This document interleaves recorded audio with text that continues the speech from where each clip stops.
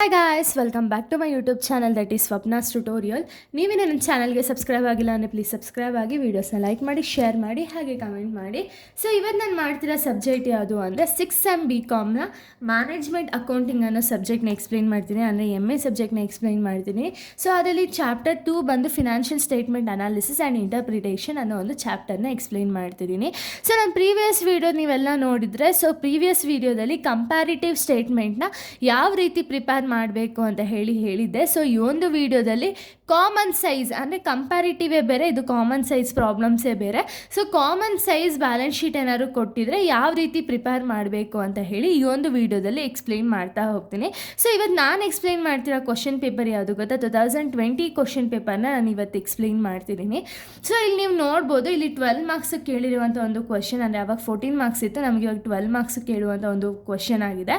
So ಇಲ್ಲಿ ನಾವು common size balance ಶೀಟ್ನ ನಾವಿಲ್ಲಿ ಪ್ರಿಪೇರ್ ಮಾಡಬೇಕು. ಸೊ ಕಂಪ್ಯಾರಿಟಿವೇ ಬೇರೆ, ಕಾಮನೇ ಬೇರೆ. ಸೊ ನಿಮಗೆ ಡಿಫ್ರೆನ್ಸ್ ಗೊತ್ತಾದರೆ ಸಾಕು, ಆರಾಮ್ಸೆ ಈ ಒಂದು ಪ್ರಾಬ್ಲಮ್ಸ್ನ ನೀವು ಸಾಲ್ವ್ ಮಾಡ್ತಾ ಹೋಗ್ಬೋದು. ಸೊ ನೋಡಿ, ಸೆಕ್ಷನ್ ಸಿ ಅಲ್ಲಿ ನಿಮಗೆ ಕೊಟ್ಟಿರೋ ಕ್ವಶನ್ ಯಾವುದು ಅಂದರೆ, following are the balance sheets of Rama limited and Lakshmana limited as on 31/3/2022 ಅಂತ ಹೇಳಿ ಕೊಟ್ಟಿದ್ದಾರೆ. ಸೊ ಇಲ್ಲಿ ನೀವು ಯಾವ ರೀತಿ ಪ್ರಿಪೇರ್ ಮಾಡಬೇಕು ಅಂದರೆ, ಇಲ್ಲೂ ಕೂಡ ನೀವು ಲ್ಯಾಬಿಲಿಟೀಸಲ್ಲಿ shareholders fund, long term non current liabilities, current liabilities ಅಂತ 3 ಟೈಪ್ಸಾಗಿ ಸಗ್ರಿಗೇಟ್ ಮಾಡ್ಕೊಳ್ತೀರಾ. ಇನ್ನು ಅಸೆಟ್ ಸೈಡ್ ಬಂದರೆ ಫಿಕ್ಸ್ಡ್ ಅಸೆಟ್ಸ್ನ ಮಾಡ್ತೀರಾ, ಇನ್ವೆಸ್ಟ್ಮೆಂಟ್ಸ್ನ ಮತ್ತು ಕರೆಂಟ್ ಅಸೆಟ್ಸ್ ಅಂತ ಹೇಳಿ 3 ಟೈಪ್ಸಾಗಿ ಡಿವೈಡ್ ಮಾಡ್ತಾ ಹೋಗ್ತೀರಾ.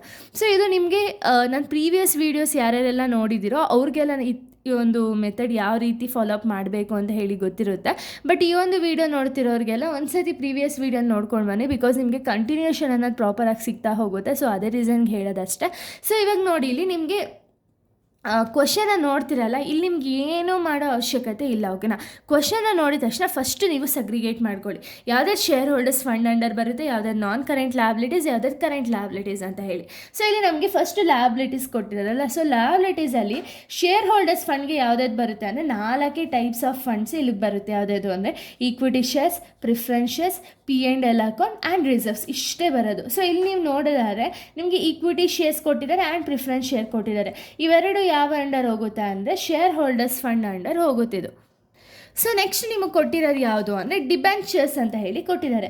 ಸೊ ಡಿಬೆಂಚರ್ಸ್ನ ಯಾರಾದರೂ ಲೆಸ್ ದೆನ್ 1 ಇಯರ್ ಪರ್ಚೇಸ್ ಮಾಡ್ತಾರಾ? ಇಲ್ಲ, ಮೋರ್ ದೆನ್ 1 ಇಯರ್ ಅಲ್ವಾ. ಸೊ ಅದಕ್ಕೆ ನಾನ್ ಕರೆಂಟ್ ಲ್ಯಾಬಿಲಿಟೀಸ್ ಅಂತ ಹೇಳಿ ನಾವು ಕನ್ಸಿಡರ್ ಮಾಡ್ತೀವಿ. ಇನ್ನು ರಿಸರ್ವ್ಸ್ ಆ್ಯಂಡ್ ಸಪ್ಲೈಸ್, ಇದು ಕೂಡ ಶೇರ್ ಹೋಲ್ಡರ್ಸ್ ಫಂಡ್ ಅಂಡರ್ ಬರುತ್ತೆ. ಇನ್ನು next provision for taxation, sundry creditors and bank over draft, ಇಷ್ಟೂ ಕೂಡ ಕರೆಂಟ್ ಲ್ಯಾಬಿಲಿಟೀಸ್ ಅಂಡರ್ ನಾವು ಕನ್ಸಿಡರ್ ಮಾಡಬೇಕಾಗುತ್ತೆ. ಬಿಕಾಸ್ ಇದು ಲೆಸ್ ದೆನ್ 1 ಇಯರ್ ಆಗಿರೋ ರೀಸನಿಂದ ಇದನ್ನೆಲ್ಲ ಕರೆಂಟ್ ಲ್ಯಾಬಿಲಿಟೀಸ್ ಅಂತ ಹೇಳಿ ಕನ್ಸಿಡರ್ ಮಾಡ್ತೀವಿ. ಸೊ ಲೆಸ್ ದೆನ್ 1 ಇಯರ್ ಆಗಿರೋ ರೀಸನ್ಗೆ ಇದೆಲ್ಲ ಕರೆಂಟ್ ಲ್ಯಾಬಿಲಿಟೀಸ್ ಅಂತ ಹೇಳಿ ಕನ್ಸಿಡರ್ ಮಾಡ್ತೀವಿ. ಓಕೆನಾ? ಇಷ್ಟು ಲ್ಯಾಬಿಲಿಟೀಸ್ ಸೈಡ್ ಇಷ್ಟು ಅಮೌಂಟ್ ಬರೋದು. ಸೊ ಇಷ್ಟನ್ನು ಕೂಡ ನೀವು ಆ್ಯಸ್ ಇಟ್ ಈಸ್ ಬರ್ಕೋಬೇಕಾಗುತ್ತೆ. ಅಂದರೆ ಶೇರ್ ಹೋಲ್ಡರ್ಸ್ ಫಂಡಲ್ಲಿ ಯಾವುದೆಲ್ಲ ಇದೆಯೋ ಶೇರ್ ಹೋಲ್ಡರ್ಸ್ ಫಂಡ್ನ ಹಾಕೊಳ್ತೀರಾ, ನಾನ್ ಕರೆಂಟ್ ಲ್ಯಾಬಿಲಿಟೀಸ್ನ ಬರೀತೀರಾ, ಕರೆಂಟ್ ಲ್ಯಾಬಿಲಿಟೀಸ್ ಬರೀತೀರಾ, ಟೋಟಲ್ ಮಾಡ್ತೀರಾ. ಒಂದೊಂದು ಹೆಡ್ಡಿಂಗ್ ಆದಮೇಲೆ ಸಪ್ರೇಟಾಗಿ ಟೋಟಲ್ ಮಾಡಬೇಕು. ಅದಾದಮೇಲೆ A+B+Cನ ಟೋಟಲ್ ಮಾಡಬೇಕು. ಅಂದರೆ ಶೇರ್ ಹೋಲ್ಡರ್ಸ್ ಫಂಡ್ ಟೋಟಲ್ ಏನು ಬಂದಿರುತ್ತೋ ಆ ಟೋಟಲ್ ಪ್ಲಸ್ ನಾನ್ ಕರೆಂಟ್ ಲ್ಯಾಬಿಲಿಟೀಸ್ ಟೋಟಲ್ ಏನು ಬರುತ್ತೋ ಆ total and current liabilities total, ಇಷ್ಟನ್ನು ಕೂಡ ಆ್ಯಡ್ ಮಾಡಿ ಲಾಸ್ಟ್ ಫೈನಲ್ ಟೋಟಲ್ನ ನೀವು ಬರೀತೀರಾ. ಇನ್ನು ಅಸೆಟ್ ಸೈಡ್ ಬಂದರೆ ಫಿಕ್ಸ್ಡ್ ಅಸೆಟ್ಸ್ ನಿಮಗೆಲ್ಲ ಗೊತ್ತಿರುತ್ತೆ. ಸೊ ಫಿಕ್ಸ್ಡ್ ಅಸೆಟ್ಸ್ ಬಂದು land and building and plant and machinery. So ಇದು ಫಿಕ್ಸ್ಡ್ ಅಸೆಟ್ಸ್ ಅಂಡರಲ್ಲಿ ತೊಗೊಳ್ತೀರಾ, ಟೋಟಲ್ ಮಾಡ್ತೀರಾ. ಸ್ಟಾಕು, ಸನ್ರಿ ಡೇಟಾಸ್ ಅಥವಾ ಕ್ಯಾಶ್ ಇನ್ ಹ್ಯಾಂಡ್, ಇದೆಲ್ಲ ಕರೆಂಟ್ ಅಸೆಟ್ಸ್ ಅಂಡರ್ ಬರುತ್ತೆ. ಇದೆಲ್ಲ ಕರೆಂಟ್ ಅಸೆಟ್ಸಲ್ಲಿ ತೊಗೊಳ್ತೀರಾ. ಓಕೆನಾ? ಇಷ್ಟೇ ನಿಮಗೆ ಕೇಳಿರೋದು. ಇಲ್ಲಿ ನೀವೇನು ಮಾಡಬೇಕು ಅಂದರೆ ಕಾಮನ್ ಸೈಜ್ ಬ್ಯಾಲೆನ್ಸ್ ಶೀಟ್ನ ಪ್ರಿಪೇರ್ ಮಾಡಿ ಕಮೆಂಟ್ಸ್ ಅನ್ನೋದನ್ನ ಬರಿತಾ ಹೋಗಬೇಕು. ಸೊ ಇವಾಗ ನೀವು ನೋಡೋದಂದರೆ ನಾನು ಆಗಲೇ ಹೇಳಿದಂಗೆ ಫಸ್ಟ್ ನಾವು ಬರೀ ಲ್ಯಾಬಿಲಿಟೀಸ್ನ ಮಾತ್ರ ಕಾನ್ಸಂಟ್ರೇಟ್ ಮಾಡ್ತಾ ಹೋಗೋಣ. ಓಕೆನಾ? ಲ್ಯಾಬಿಲಿಟೀಸಲ್ಲಿ ನಿಮಗೆ ನಾನು ಆವಾಗಲೇ ಹೇಳಿದೆ ಫಸ್ಟ್ ಸಗ್ರಿಗೇಟ್ ಮಾಡ್ತಾ ಹೋಗಿ ಅಂತ. ಫಸ್ಟ್ ನಿಮಗೆ ಬ್ಯಾಲೆನ್ಸ್ ಶೀಟ್ ಫಾರ್ಮ್ಯಾಟ್ ಇಲ್ಲಿ ಯಾವ ರೀತಿ ಮಾಡಬೇಕು ಅಂದರೆ, ಪರ್ಟಿಕ್ಯುಲರ್ಸ್ ಮತ್ತು ಇಲ್ಲಿ 2 ಕಂಪ್ನೀಸ್ ಕೊಟ್ಟಿದ್ದಾರೆ, Rama limited and Lakshmana limited ಅಂತ ಹೇಳಿ.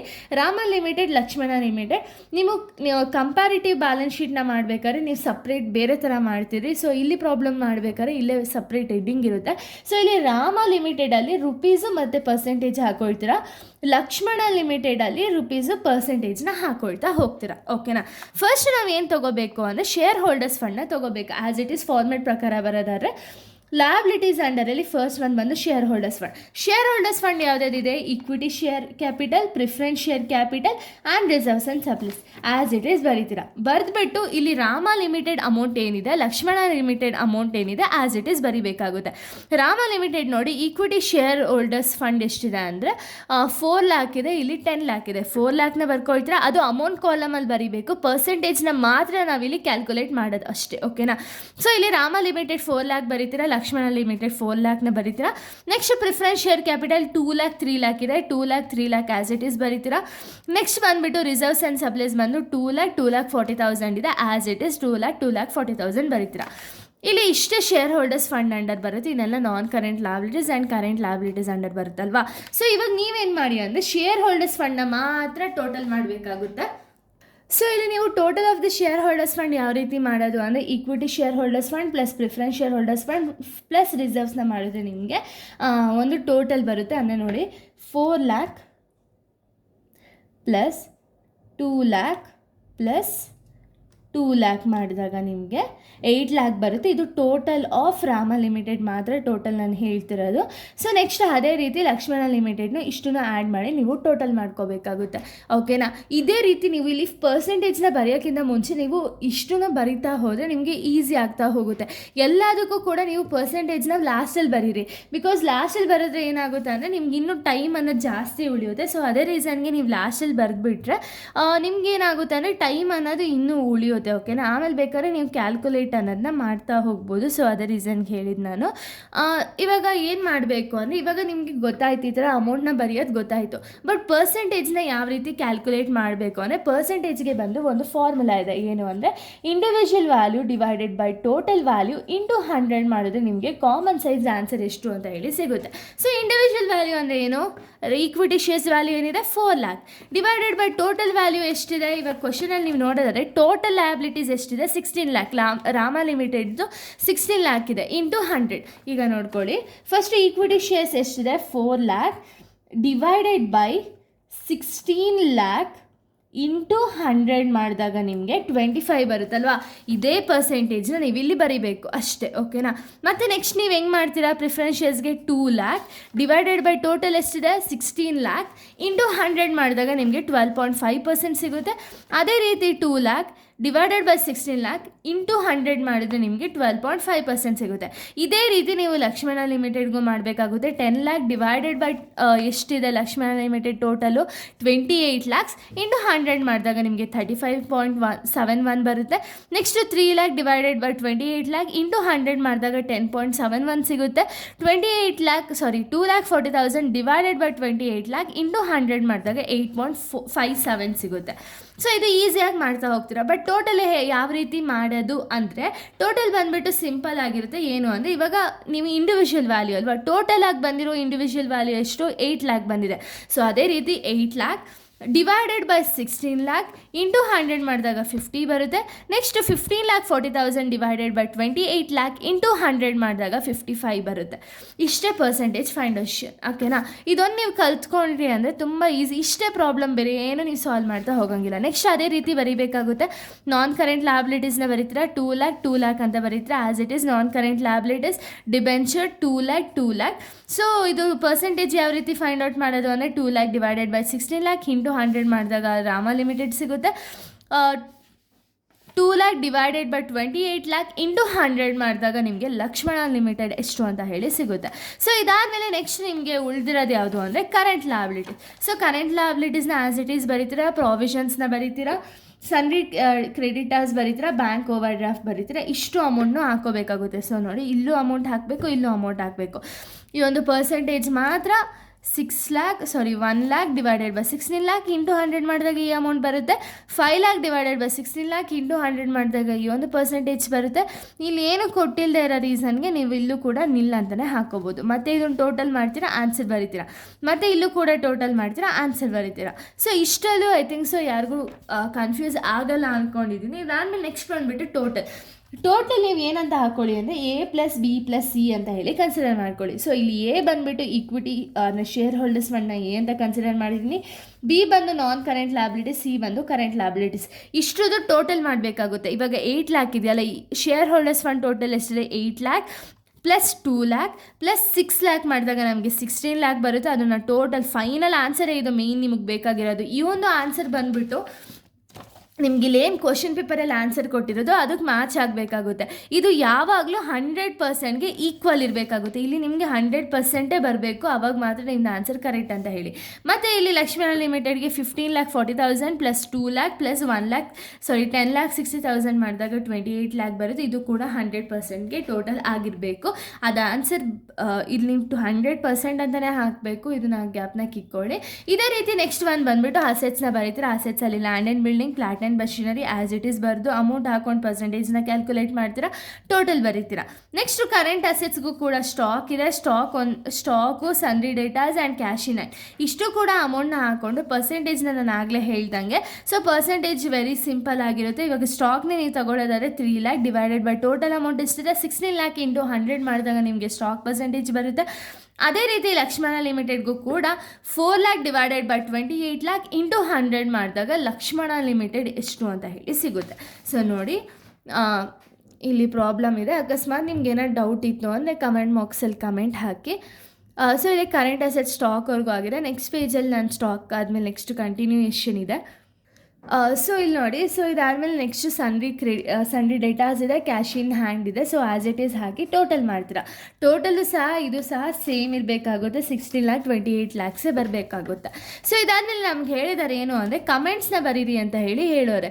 ಸೊ ಕಮೆಂಟ್ಸ್ನ ಇಲ್ಲಿ ಬರೆಯೋಕ್ಕಿಂತ ಮುಂಚೆ ನಾವು ಫಸ್ಟು ಸ್ಟ್ಯಾಂಡರ್ಡ್ ರೇಷಿಯೋ ಅಥವಾ ಕರೆಂಟ್ ರೇಷಿಯೋ ಏನು ಅಂತ ಹೇಳಿ ಫೈಂಡ್ ಔಟ್ ಮಾಡಬೇಕಾಗುತ್ತೆ. ಕರೆಂಟ್ ರೇಷಿಯೋ ಫಾರ್ಮುಲಾ ಏನು, current assets divided by current ಲಯಬಿಲಿಟೀಸ್ನ ಮಾಡಿದ್ರೆ ನಮಗೆ ಕರೆಂಟ್ ರೇಷಿಯೋ ಎಷ್ಟು ಅಂತ ಹೇಳಿ ಸಿಗುತ್ತೆ. ಸೊ ಕರೆಂಟ್ ರೇಷಿಯೋ ಯಾವಾಗಲೂ ಯಾವ ಫಾರ್ಮಲ್ಲಿ ಇರಬೇಕು ಅಂದರೆ 2:1 ಫಾರ್ಮಲ್ಲೇ ಇರಬೇಕಾಗುತ್ತೆ. ಓಕೆನಾ. ಸೊ ಅದೇ ರೀಸನ್ಗೆ ಇವಾಗ ಕರೆಂಟ್ ಅಸೆಟ್ಸ್ ಎಷ್ಟಿದೆ 6,40,000, ಕರೆಂಟ್ ಲಯಬಿಲಿಟೀಸ್ ಎಷ್ಟಿದೆ ರಾಮ ಲಿಮಿಟೆಡ್ದು ಅಂದರೆ, ಸೊ ಇಲ್ಲಿ current liabilities of Rama limited ಬಂದು 6 ಲ್ಯಾಕ್ ಆ್ಯಂಡ್ ಲಕ್ಷ್ಮಣ ಲಿಮಿಟೆಡ್ ಬಂದು 10,60,000. ಸೊ ಅದೇ ಆನ್ಸರ್ನ ಹಾಕೊಂಡು ನಿಮಗೆ ಡಿವೈಡ್ ಮಾಡಿದಾಗ 1.066 ಬರುತ್ತೆ, ಇನ್ನೊಂದು ಕಡೆ 0.66 ಬರುತ್ತೆ. ಓಕೆನಾ. ಇವಾಗ ನೀವು ಕಂಪೇರ್ ಮಾಡೋದಾದರೆ ಇಲ್ಲಿ Rama limited and Lakshmana limited, current ratio of Rama limited Lakshmana ಲಿಮಿಟೆಡ್ಗಿಂತ ಜಾಸ್ತಿ ಇದೆಯಾ ಕಡಿಮೆ ಇದೆಯಾ, ಜಾಸ್ತಿ ಇದೆ ತಾನೇ, ಅದನ್ನೇ ಬರೀರಿ ಅಷ್ಟೇ. Current ratio is poor in Rama limited and Lakshmana limited, it is decreased by 0.66%. ಅಂದರೆ ಇಲ್ಲಿ 2:1 ರೇಷಿಯೋದಲ್ಲಿ ಇರಬೇಕಲ್ವಾ, ಬಟ್ ಇಲ್ಲಿ ರೇಷಿಯೋದಲ್ಲಿ ಇಲ್ಲ. ಬಟ್ ನೀವು ಕಂಪೇರ್ ಮಾಡಿದಾಗ ಲಕ್ಷ್ಮಣ ಲಿಮಿಟೆಡ್ ಹೈಯೆಸ್ಟ್ ಬರುತ್ತೆ. ಬೇಕಾದ್ರೆ ನೀವು ಅದನ್ನು ಬರೀಬಹುದು. Current ratio of Lakshmana limited is higher is low ಅಥವಾ poor than the Rama limited ಅಂತ ಹೇಳಿ ಬರಿಬೋದು. ಇದಾದಮೇಲೆ ನೆಕ್ಸ್ಟ್ ಯಾವ ರೀತಿ ಬರಿತಾ ಹೋಗ್ತೀರಾ ಅಂದರೆ, ಫಸ್ಟ್ ಇಲ್ಲಿ ನಾನು ಓದ್ ಕ್ಲಾಸಲ್ಲೇ ಹೇಳ್ಕೊಟ್ಟಿದ್ದೆ ಯಾವ ರೀತಿ ಬರಿಬೋದು ಅಂದರೆ, ಫಸ್ಟ್ ನೀವು ಸಿಂಪಲ್ ಆಗಿ ಅರ್ಥ ಮಾಡ್ಕೊಳ್ಳಿ. ಓಕೆನಾ.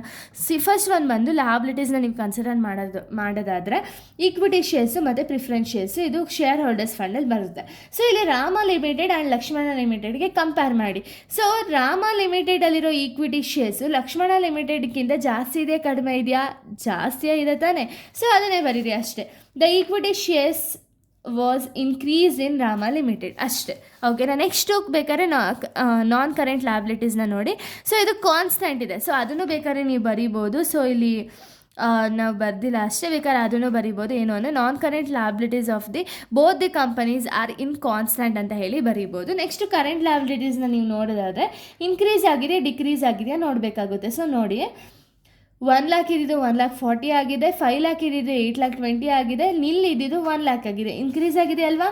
ಸೊ ಅದೇ ರೀಸನ್ಗೆ the current liabilities was increase ಅಂತ ಹೇಳಿ ಬರೆದು ನೀವು ಇದೇ ರೀತಿ ಫಿಕ್ಸ್ಡ್ ಅಸೆಟ್ಸ್ಗೂ ಬರಿಬೋದು, ಕರೆಂಟ್ ಅಸೆಟ್ಸ್ಗೂ ಬರಿಬೋದು. ಓಕೆನಾ. ಸೊ ಇನ್ಕ್ರೀಸ್ ಆಗಿದೆ ಡಿಕ್ರೀಸ್ ಆಗಿದೆ ಕಂಪೇರ್ ಮಾಡಿ ಬರೀತೀರ. ಲಾಸ್ಟ್ ಕನ್ಕ್ಲೂಷನ್ ಬಂದು the overall performance of the company is satisfactory ಅಥವಾ ಗುಡ್ ಅಂತ ಬರಿಬೋದು, ಅಥವಾ the financial position of the Lakshmana limited is good ಅಂತಲೂ ಹೇಳಿ ಬರಿಬೋದು. ಬಿಕಾಸ್ ಟೋಟಲ್ ಆನ್ಸರ್ ಬಂದು ಲಕ್ಷ್ಮಣ ಲಿಮಿಟೆಡ್ ಹೈಯೆಸ್ಟ್ ಆಗಿರೋ ರೀಸನ್ನಿಂದ ಹಿಂಗೆ ಬರಿಬೋದು. ನೀವು ನಾನು ಆಗಲೇ ಹೇಳ್ದಂಗೆ ಫಾರ್ಮುಲಾ ಏನು ಅಂದರೆ individual value divided by total value into 100 ಅಲ್ವಾ. ಸೊ ಈ ಒಂದು ಫಾರ್ಮುಲಾನ ಲಾಸ್ಟಲ್ಲಿ ಒಂದು ಕಡೆ ನೋಟ್ ಅಂತನೋ ಅಥವಾ ವರ್ಕಿಂಗ್ ನೋಟ್ ಅಂತಲೂ ಹಾಕಿ ಬರೀರಿ. ಸೊ ಅವಾಗ ನಿಮಗೆ ಮಾರ್ಕ್ಸ್ ಅನ್ನೋದು ಇನ್ನೊಂದು ಸ್ವಲ್ಪ ಇನ್ಕ್ರೀಸ್ ಆಗುತ್ತೆ ಅಥವಾ ಪ್ರಾಪರಾಗಿ ಮಾರ್ಕ್ಸ್ ಅನ್ನೋದು ಸಿಗುತ್ತೆ. ಸೊ ಇಲ್ಲಿಗೆ ಈ ಒಂದು ವಿಡಿಯೋ ಕಂಪ್ಲೀಟ್ ಆಗುತ್ತೆ. ನೆಕ್ಸ್ಟ್ ವಿಡಿಯೋದಲ್ಲಿ ಇದೇ ರೀತಿ ಇನ್ನೂ ನಿಮಗೆ ತುಂಬಾ ಪ್ರಾಬ್ಲಮ್ಸ್ ಬರ್ತಾ ಹೋಗುತ್ತೆ. ಆ ಒಂದು ವೀಡಿಯೋಸ್ನ ನಾನು ಅಪ್ಲೋಡ್ ಮಾಡ್ತೀನಿ. So thank you guys, thanks for watching.